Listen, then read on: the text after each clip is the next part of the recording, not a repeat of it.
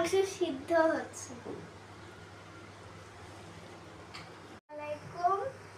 আব্বু আর আমি মিলে আজকে পেঁপে দিয়ে গরুর মাংস রান্না করব।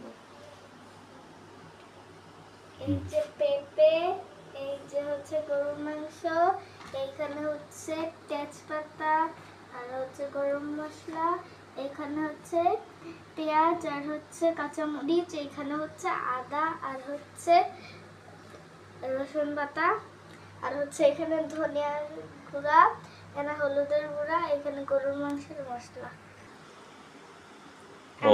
হয়েছিল তো, হয়েছিল, তুমি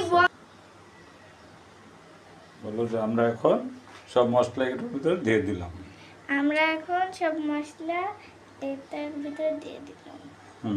তারপরে আমরা কি দেবো? আদা রসুন বাটা। আদা রসুন বাটা আমরা দিয়ে দিচ্ছি।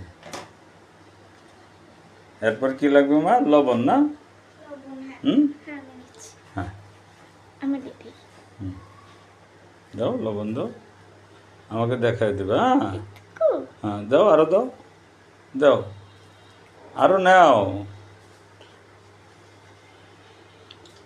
হ্যাঁ, আমরা এখন সব মিক্স করে দিচ্ছি।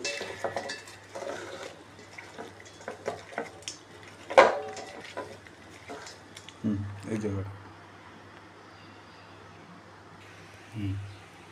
এখন কাশ্মীরি তেল দিচ্ছে। আর একটু দাও, আর একটু, ব্যাস ব্যাস ব্যাস ব্যাস, হয়ে গেছে। Thank you. এখন আমরা এটাকে মিশিয়ে রাইস কুকারে